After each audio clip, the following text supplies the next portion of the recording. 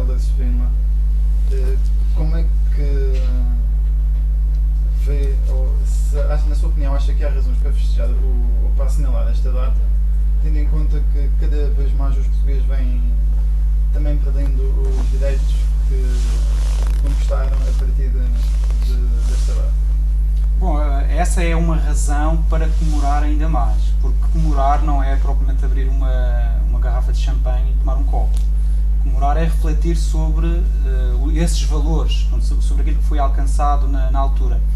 E nós não podemos esquecer que o 25 de Abril tem de ser reconquistado todos os dias, ainda mais hoje, na situação em que estamos e em que se constatam perdas de muitos direitos. Não estou a falar só da parte social e económica, estou a falar também da própria liberdade que nós vamos perdendo. Nós hoje em dia estamos com uma ditadura diferente, ditadura dos números, ditadura da economia, que amordaça, que derruba, que espezinha toda a componente social e, por que não também dizê-lo, também ambiental. Nós precisamos de ter uma maior equidade ao nível não só das diferentes pessoas, profissões, mas também ao nível dos vários valores. Não podem ser só os valores económicos e financeiros a se manter. Nós precisamos de garantir a manutenção de valores sociais, de valores ambientais, de maneira a que a sociedade não se descaracterize e não passe a ser algo estranho à própria humanidade e ao conceito de ser humano. Claro que, para além de tudo isto, também há aqui um contexto que interessa salientar, que é o contexto regional. Como nós sabemos, a Madeira, depois do 25 de Abril, sempre foi governada por um poder, por um partido, por um regime, chame-se o que se quiser, que sempre olhou para essa Revolução do 25 de Abril com uns olhos diferentes daqueles que uma parte da população olha e que o país olha. E tem tido sempre muitas resistências em assinalar esse dia e em sublinhar esses valores, e quer-me parecer que isso também resulta do facto desse regime que se implantou na Madeira depois do 25 de Abril é uma continuidade dos poderes que estavam instalados anteriormente a essa data aqui na Madeira. E não é por acaso que ao Estado Novo sucede uma Madeira nova, que tem determinado tipo de estilo, que tem semelhanças, que também coarta e tem coartado ao longo do tempo a própria liberdade de expressão, que mantém as pessoas afastadas de determinados valores culturais, valores importantes para a liberdade do pensamento, e tudo isto é um contexto que tem muitas semelhanças com o contexto anterior ao 25 de Abril. Mas nós não podemos esquecer que o 25 de Abril, o dia dessa Revolução dos Escravos, não pode ser vista hoje como a comemoração de um dia. Tem que ser vista como a comemoração de valores, como a necessidade de voltar a reconquistar, voltar a dar importância, a sublinhar esses valores. E neste contexto, hoje em dia, faz ainda mais sentido fazer essa comemoração e mais do que isso, faz sentido comemorar todos os dias e não apenas no dia 25 de Abril. Aqui o Helder Spínola parece-me dizer que há umas, assim, hoje há algumas semelhanças com o antigo regime, não é isso? Sim, é uma ditadura diferente, mas temos algumas ditaduras também presentes hoje. Concorda com este ponto de vista? Mas se for pelo tempo, encaminhamos-nos para lá, não é? Porque o Dr. Alberto João Jardim já está no poder há 35 anos e o PSD há 36. Se formos pelo tempo, pela questão temporal de predomínio de um só partido no poder, Agora, sem dúvida que a conjuntura é diferente, e as circunstâncias totalmente diferentes. Nós, com o 25 de Abril, adquirimos a democracia, permitiu-se o 25 de Abril permitiu que os portugueses pudessem eleger livremente os seus representantes, tanto os da Assembleia da República como o Presidente mais tarde, obviamente, o Presidente da República, e as regiões, sobretudo os Açores e a Madeira, ganharam com o 25 de Abril algo que nunca tinham tido, foi o regime autonómico. Ou seja, o 25 de Abril permitiu que a autonomia se consagrasse e depois se consolidasse em termos políticos. O regime que decorreu, sobretudo na Madeira, em relação ao poder político, obviamente que merece da nossa parte reservas em relação à forma como tem sido administrado, até porque não há alternância política, ao contrário dos Açores. Os Açores também é uma autonomia, mas tem alternância política, já teve alternância política, na Madeira ainda não houve. Pode-se dizer que o povo é soberano nesta matéria, pois é, mas também há formas de controlar os eleitores, e basta vermos o que acontece em várias democracias onde há eleições. Recentemente o caso da Venezuela é paradigmático, onde houve eleições ditas livres e houve manipulação de resultados, e provavelmente quem venceu as eleições nem foi o que irá ser presidente.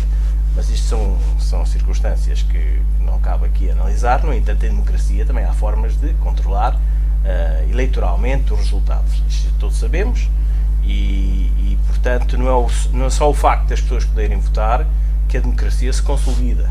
É preciso que haja alternância na democracia. E a alternância não houve na Madeira. Não significa que não seja um regime democrático. É democrático pela sua forma em termos política. Ou seja, o povo vota em quem quer. Pois vota em quem quer, mas a forma de manipular o voto é uma realidade. No entanto, o 25 de Abril, obviamente que só pelo facto de ter permitido que as regiões autónomas se consubstanciassem como tal, em termos de regime, como regiões com um estatuto político-administrativo próprio, com um governo próprio, com um parlamento próprio, só por esse facto foi bastante positiva para a nossa região e para os Açores. No entanto, como todos os regimes, é preciso que haja uma evolução, e eu penso que a Madeira, independentemente das dificuldades sociais e económicas que vive, a Madeira vai sofrer essa evolução da alternância, a curto prazo. Isso é por isso que nós acreditamos que ninguém é eterno, e também nenhum regime é eterno, independentemente do líder que o tiver. O caso do Dr. Alberto João Jardim é um líder que está no poder há 35 anos, o seu partido há 36, mas como líder é mortal, e portanto nós acreditamos que o Dr. Alberto João Jardim vai ter a curto prazo uma alternância em relação àquilo que vinha a dizer. Significa que na Madeira vamos assistir a curto prazo a uma nova forma de exercer o poder político, porque nós acreditamos que a oposição irá ter um papel determinante no futuro da Madeira em termos de governação. Humberto, concordo com aqui a opinião do Lopes da Fonseca. Vamos ter uma alternância em pouco tempo. Enquanto as invenções políticas... Espero que não seja pelas razões que estava aqui a tentar chegar. Não, esperemos que funcione, a democracia que tem funcionado até agora. Eu acho que, voltando atrás, eu penso que o 25 de Abril foi muito importante para a Madeira, essencialmente. Eu vivi num período da norte da ilha, vivi em São Vicente e efetivamente a evolução foi muito grande pós 25 de Abril. Portanto, acho que as liberdades, as pessoas tiveram acesso a muito mais informação, portanto, houve uma alteração muito grande com o 25 de Abril aqui na Madeira, muito grande mesmo, e portanto eu vivi muito próximo do anterior regime, e sei o que era, porque tive um familiar que foi o meu pai, que foi Presidente de Câmara no anterior regime, e portanto isso sei depois, no momento da transição, as complicações que foram, e portanto vivi por dentro um pouco essa mudança. Acho que foi fundamental a evolução da Madeira, deu-se muito depois do 25 de Abril, tudo o regime autonómico, toda a parte democrática que foi evoluindo aqui na Madeira foi muito positiva. Agora, efetivamente o PSD ao longo destes anos tem sido poder na Madeira, espero que continue a ser, independentemente da estratégia e não concordar com algumas das coisas que se fazem hoje no atual PSD, com as estratégias seguidas, penso que a Madeira ficou muito a ganhar com a autonomia e portanto, quando estava aqui a dizer, nós espero que não haja alternância por razões do Dr. Álvaro João Jardim, portanto, haja no próprio PSD, que o Dr. Álvaro João continue a usufruir da Madeira e que haja outros líderes no PSD, não que ele deixe de ser, estar... Não consegue. Não consegue. Esperemos que sim, que isso aconteça e, portanto, acho que isso é importante. Agora, houve uma grande evolução ao longo destes anos na Madeira e deveu-se muito à alteração política do passado. Portanto, as verbas que vieram para a Madeira e teve muito a ver pós 25 de Abril, anteriormente via-se numa situação de ditadura e numa situação difícil, mesmo aqui na Madeira, havia muito mais pobreza. Hoje em dia ainda existe, mas as condições eram muito piores nessa altura e tudo deveu-se a esta transformação. Claro que a entrada na Europa é que trouxe a grande evolução de investimentos que foram e de crescimento da Madeira dessa altura, essa que se deu a grande evolução. Eu acho que o 25 de Abril vive-se ainda hoje na Madeira, deve ser comemorado e devia ser comemorado corretamente, porque vieram alterar as liberdades das pessoas e, portanto, vieram alterar. As pessoas podem manifestar hoje de uma forma diferente do que não podiam estar naquela altura. É lógico que um poder que está há muitos anos cria-se alguns vícios, poderíamos dizer assim, e que dificulta um pouco a democracia completa, dificulta, é verdade, mas penso que a Madeira vai evoluir também nesse sentido em breve.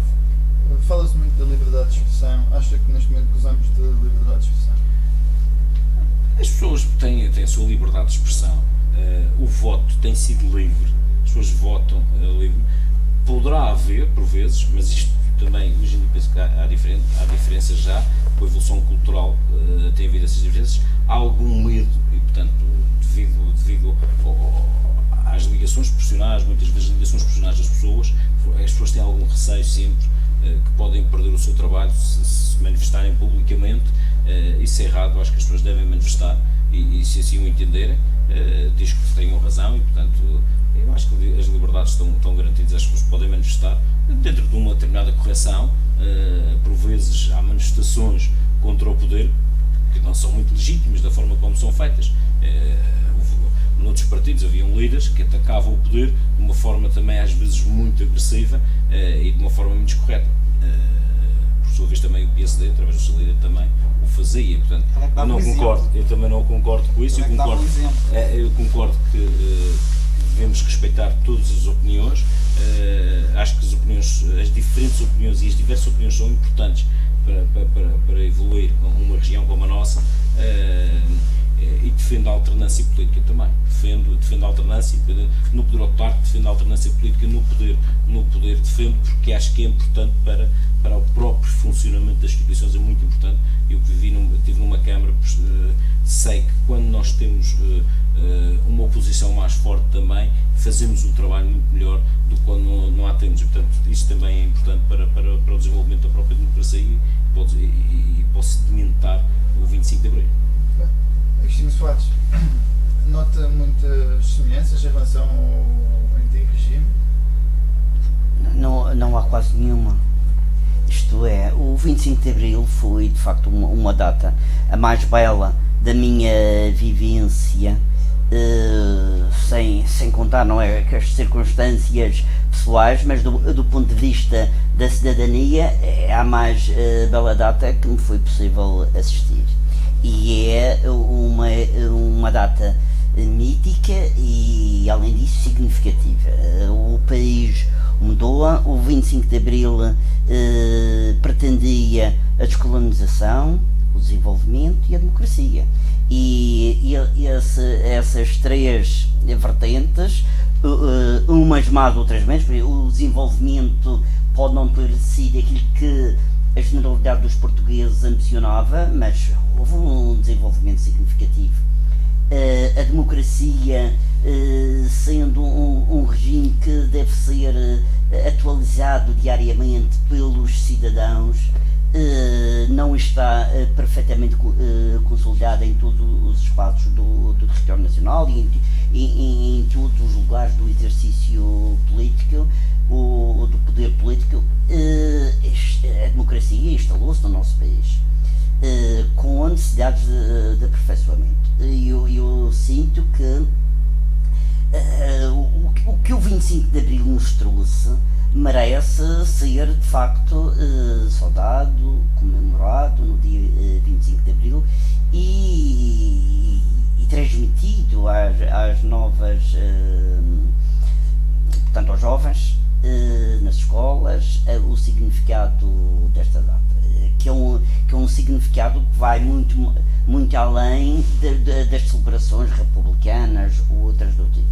É de facto, hoje nós temos liberdade de expressão em qualquer canto do país, inclusive na Madeira, quer dizer, senão não estaríamos aqui a falar do poder regional e das suas fraquezas, dos seus totalitarismos, das suas fragilidades. Portanto, o 25 de Abril eu vivi-o aos 18 anos. Eu antes sabia de política aquilo que o Estado mais ou menos deixava chegar às escolas. E de repente, no dia 26 de Abril, parecia que eu já sabia a política toda, quer dizer, entrou a liberdade de tal modo, jorrou por todas as esquinas que não há dúvida que nunca mais o país foi o mesmo. E portanto, a igualdade de géneros, a libertação da mulher, eu acho que são situações tão significativas, para além da liberdade de expressão, que não há comparação possível. E portanto, pior ou melhor que esteja a situação financeira, económica do país, eu acho que não pode haver confusão entre o elogio da data significativa da nossa liberdade e as condições práticas da economia ou das finanças que vão se alterando e hão de se alterar mais vezes ao longo da nossa vivência. Portanto, agora, em relação à região, o facto de se chamar, de facto, conforme foi aqui dito, Madeira Nova, para um determinado tipo de poder, significa, e não só esse exemplo, mas é muito significativo, significa que de facto o 25 de Abril teve dificuldades de ser bem recebida, a democracia, as liberdades bem recebidas aqui na nossa região. E de vez em quando há uma tentação de se falar do 26 de Abril ou do 24 de Abril como datas uma ou outra mais importantes do que o 25 de Abril. Não há a possibilidade de haver comparação de uma data e de outra. O 25 de Abril marca a diferença entre um tempo de ditadura e um tempo de democracia. Não se pode falar hoje de ditadura na nossa região.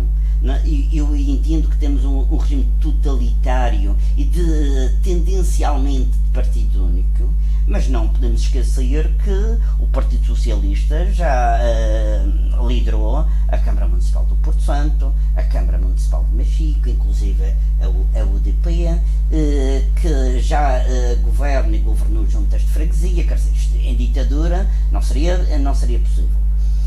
Há de facto limites à liberdade que têm muito a ver com a comunicação social, e nós sabemos como não há uma liberdade total nos meios de comunicação social, e tem a ver essencialmente com um pensamento subsidiário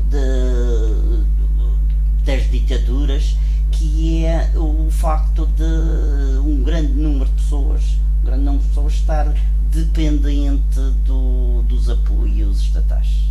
E as pessoas foram apoiadas na habitação, foram apoiadas para o emprego, foram apoiadas em determinadas situações pela segurança social, em que há a proximidade com os poderes autárquicos, por exemplo, são fundamentais e importantes para o benefício, para os contactos, para os apoios, e naturalmente isso limita a liberdade de voto das pessoas, para além de facto de uma difusão de um pensamento que levou a que eu várias vezes, estando em mesas de voto para eleições autárquicas, por exemplo, vi pessoas, geralmente da terceira idade, perguntar se era ali que se votava no Dr. Alberto João Jardim. Eu disse que não era no doutor, mas se queria votar no PPD era naquele quadradinho. Porque de facto isto representa uma figura tutelar que foi importante de facto para uma quantidade muito grande da população madeirense, mas que hoje já não tem a mesma força, o mesmo poder, e seria bom de facto que ele fosse derrotado nas urnas, para que não tivéssemos um Chaves madeirense a figurar nas mesas de voto como se fosse uma divindade. Muito bem. João Carlos, passo aqui ao meu colega.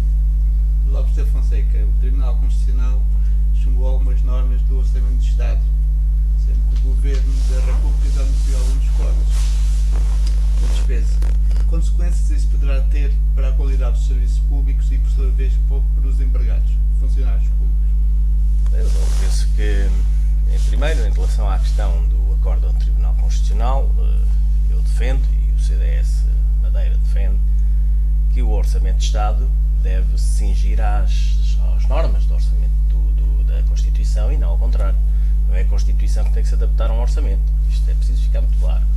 E deu a ideia de que o Ministro das Finanças, sobretudo, quis reiteradamente demonstrar que o Governo iria incorrer no mesmo erro que aconteceu em relação ao Orçamento de 2012. Significa que uma norma considerada inconstitucional iria repetir, mas passava.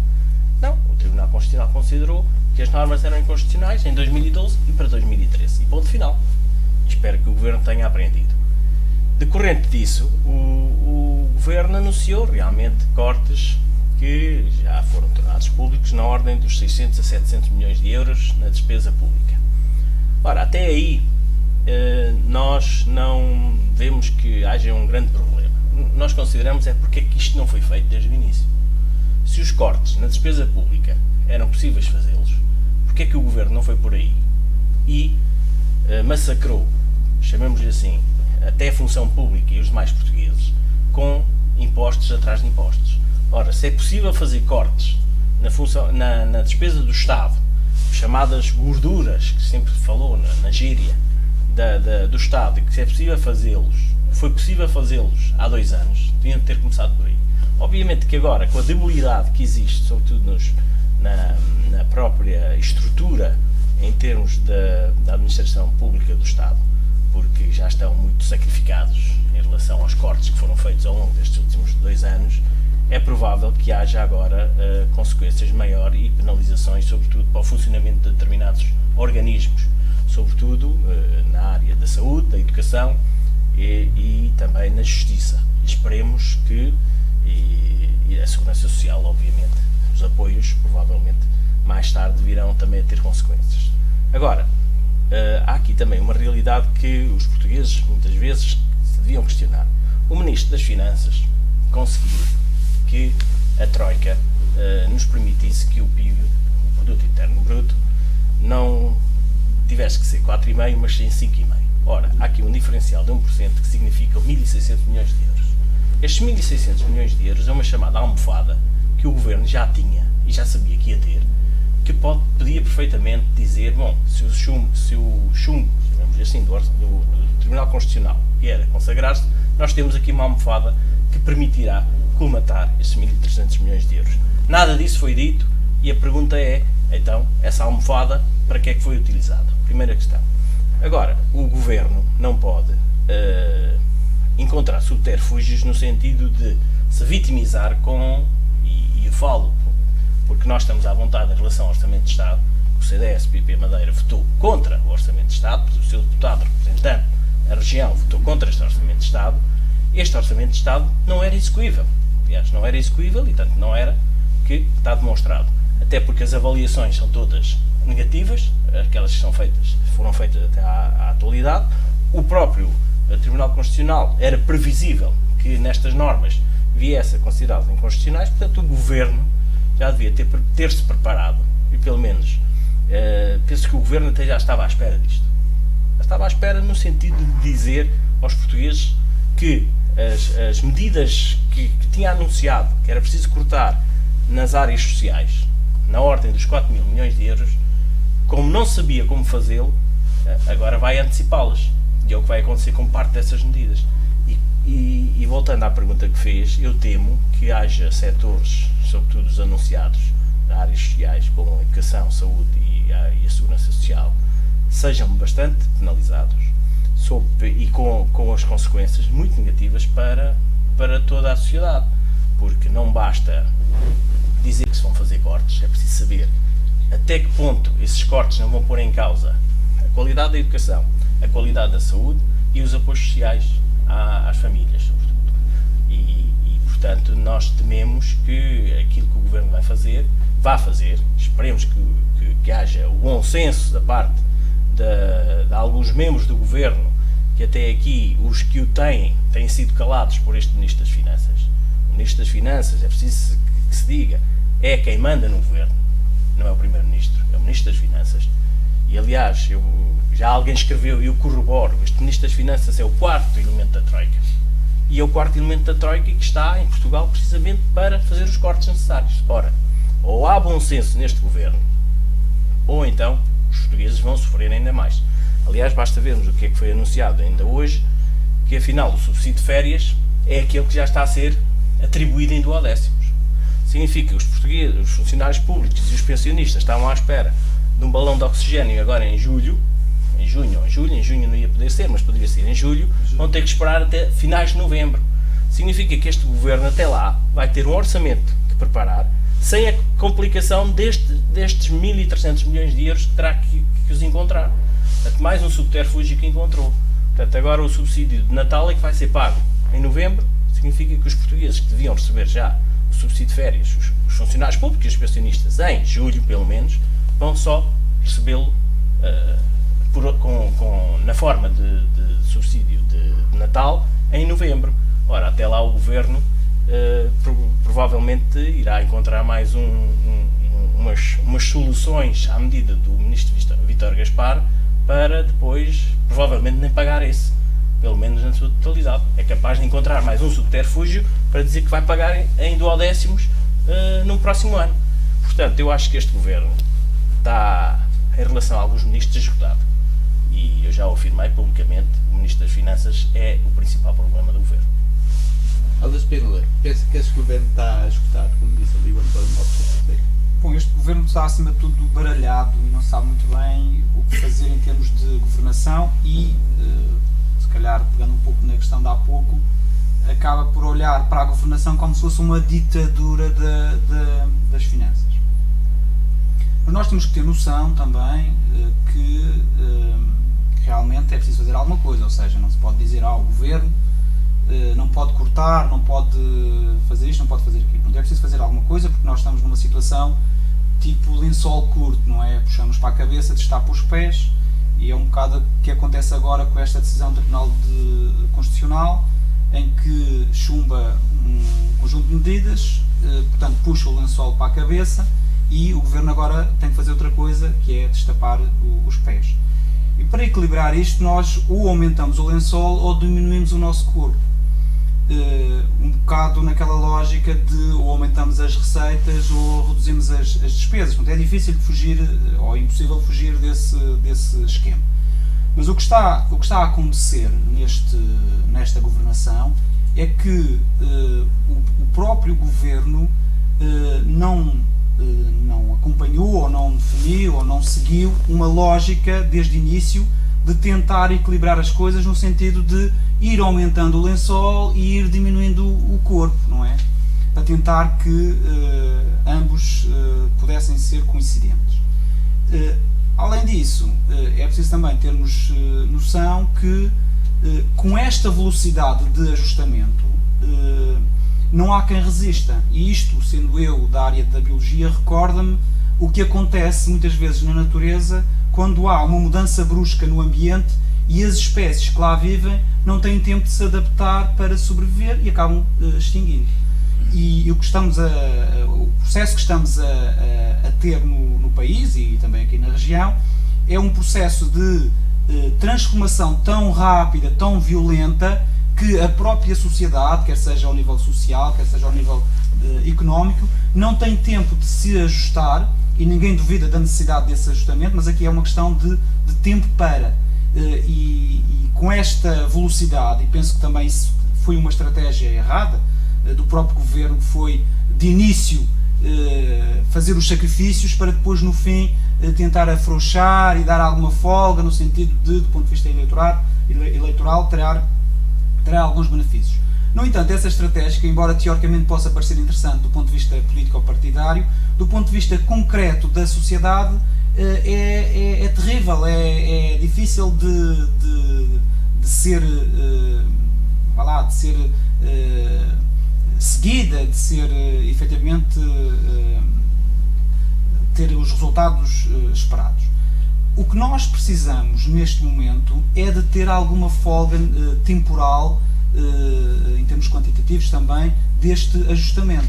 Agora, também não podemos negar que esse ajustamento tem que ser feito, mas quando nós temos um governo que se preocupa com a tabela Excel, que tem que se preocupar, sem dúvida, e depois não faz nada para dinamizar a economia, não faz nada para tentar que os nossos produtos sejam valorizados, quer cá dentro, quer lá fora, claro que nós estamos num cenário em que o governo tenta resolver o problema do lençol curto, mas falo puxando para um lado ou puxando para o outro, ou seja, escolhendo que parte do corpo é que vai ficar destapada.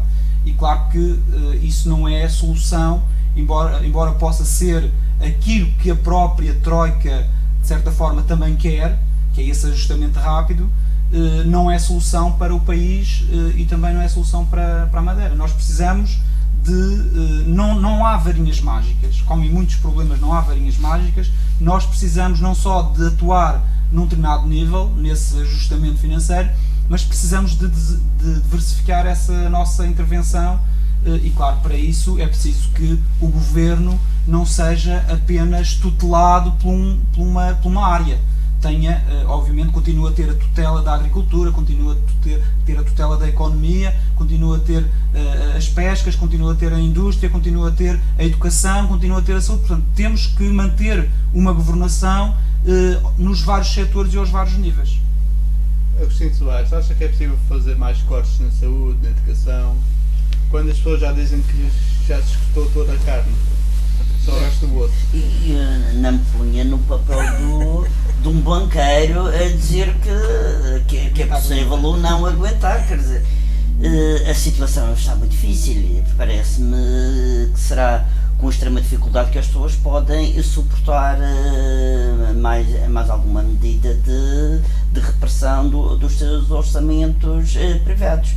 Agora, de facto, há uma parte que aqui o Helder falou e que deve ser referido, que é, com outras palavras, nós temos que pensar que de facto que há neste governo uma preocupação com os meios financeiros que não existem.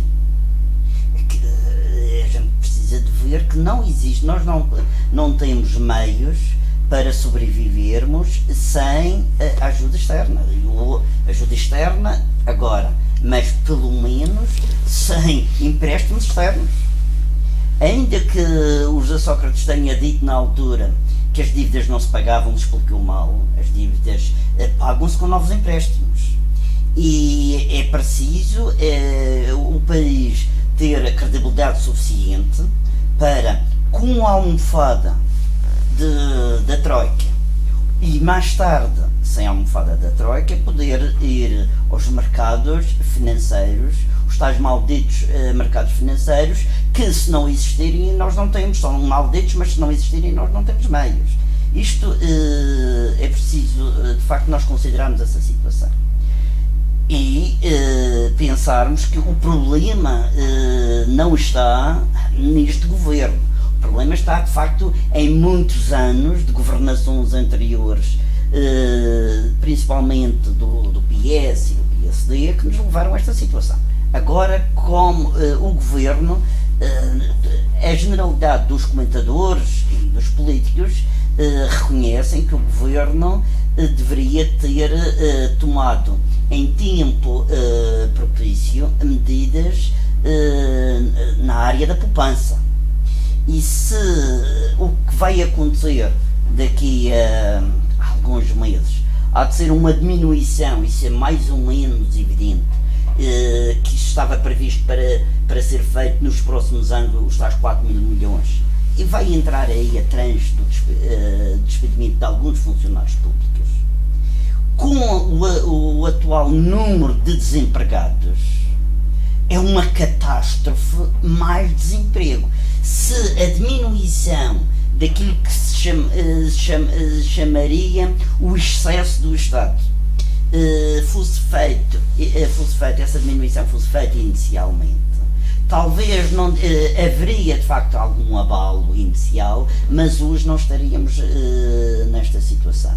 Por outro lado, também nós precisamos de verificar que em relação ao que o governo está a fazer em relação aos subsídios, ia haver muita dificuldade em voltar atrás, as pessoas iriam perder. Eu, por exemplo, enquanto funcionário público, na minha folha de vencimentos, eu recebo mais 20 ou 30 euros do que recebia o ano passado, isto é, o tal subsídio de Natal que está a ser pago em duodécimos, estava a beneficiar-me em relação ao ano passado em algumas verbas que sempre ajudam ao longo do mês às famílias. Se essas verbas fossem retiradas ainda retroativamente, iria ser muito mais difícil nestas situações algumas famílias conseguirem gerir o seu orçamento mensal.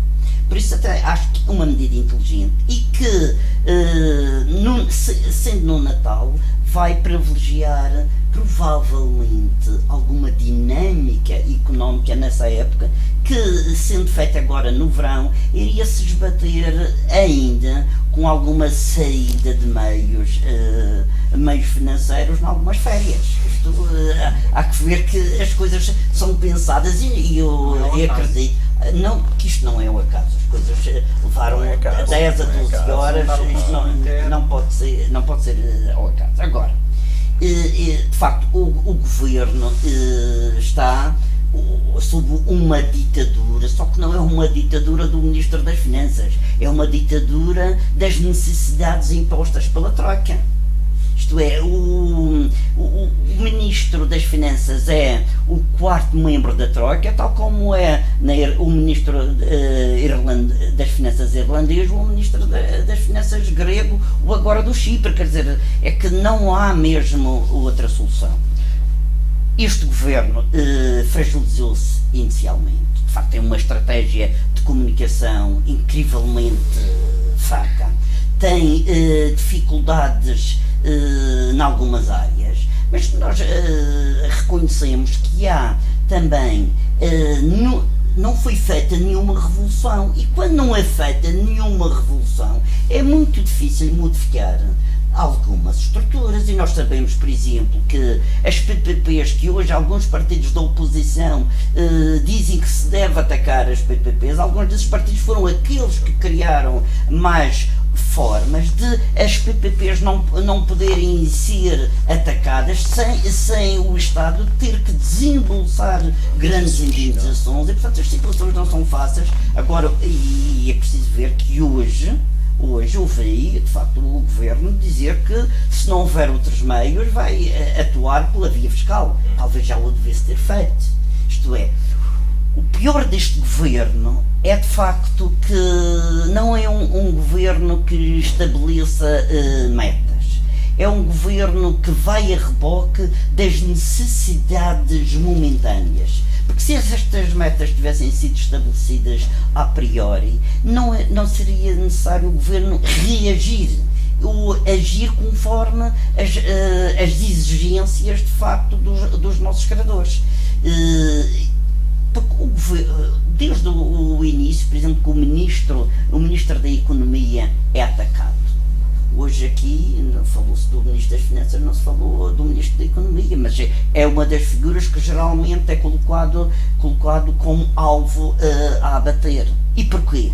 Porque, naturalmente, será aquele que vai se responsabilizar pelas PPPs e por outras transformações económicas e, naturalmente, a estrutura que estava estabelecida nos ministérios, na economia e nos lugares-chave, levanta as suas formas junto da comunicação social, junto dos partidos políticos, etc., para tentar abater o ministro e proteger as suas estruturas, quer dizer, o que era a tradição.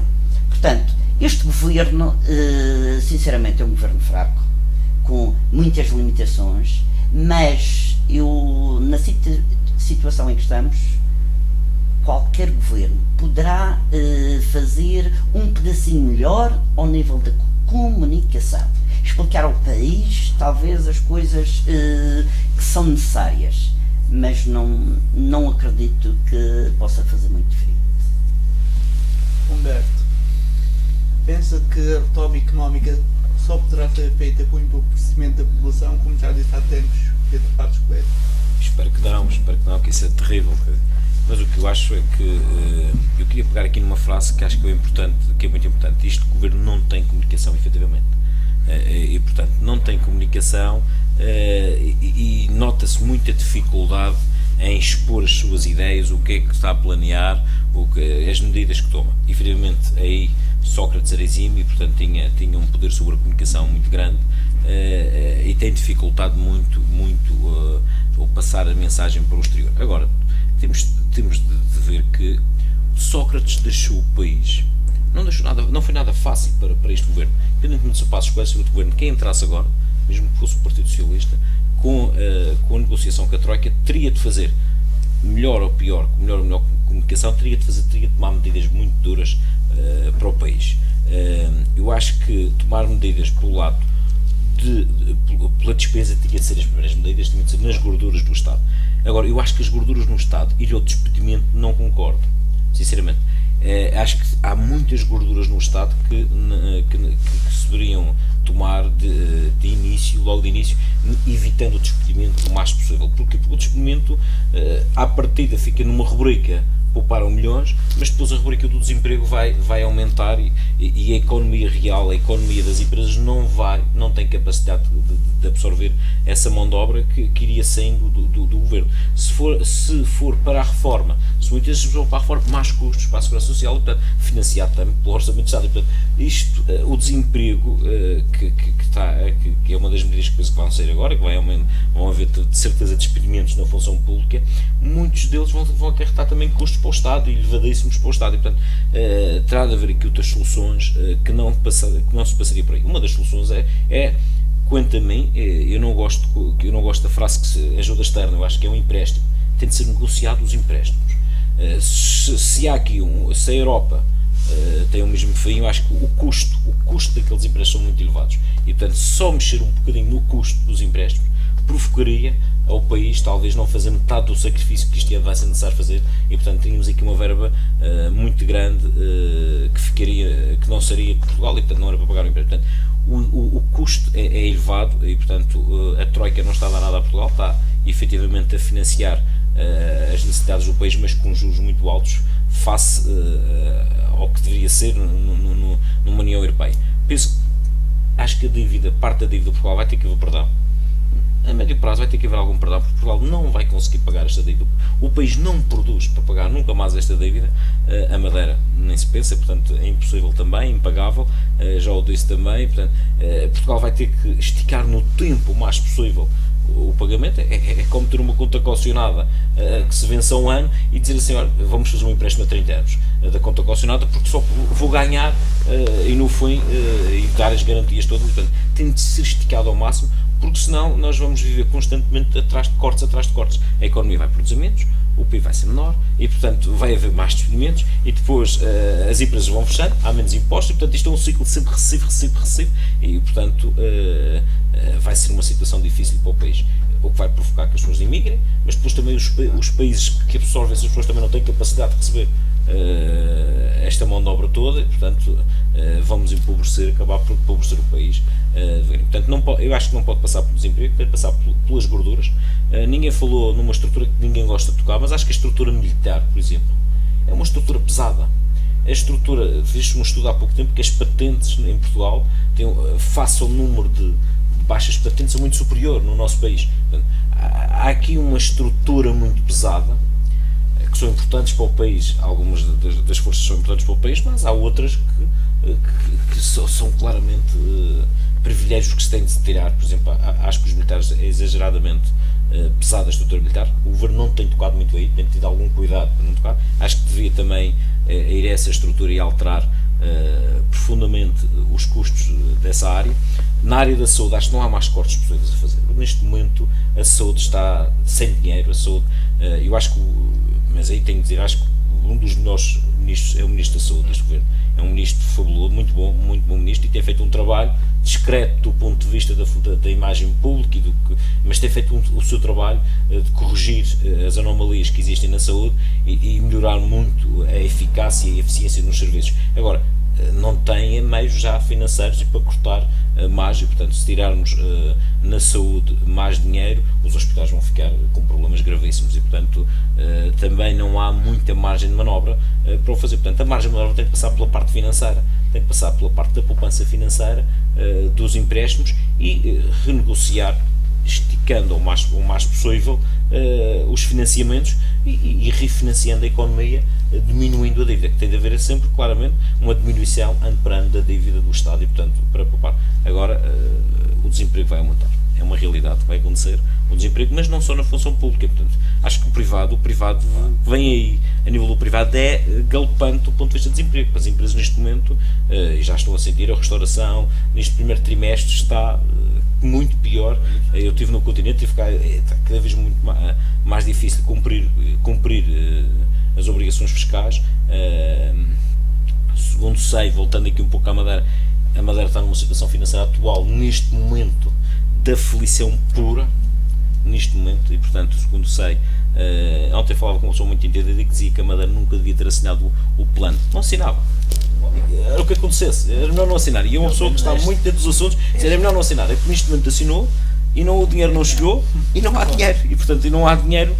E parece-me que está mesmo muito difícil para conseguir, ou há uma libertação de uma tranche, ou não vai a mesma forma de pagar algumas coisas este mês outra vez, e portanto a situação está difícil. Portanto, assina-se acordos, não há dinheiro, o acordo ainda veio pior do que não assinar, é melhor não assinar às vezes. E portanto, ontem um especialista dizia que era melhor não assinar, deixar mesmo não assinar. E portanto a situação está complicada, o país não tem dinheiro, a Madeira não tem dinheiro. Acho que vai haver algum empobrecimento, efetivamente. Não há luz ao fundo do túnel. Vai haver algum E há a certeza do desemprego, tanto na privada como no vai aumentar. Isso aí, ou mais na certeza. Mais no privado até. Porque o público tem alguma defesa. O privado não tem. Sim, e aí quando aumenta o desemprego na função pública, há menos meios na economia, vai diminuir.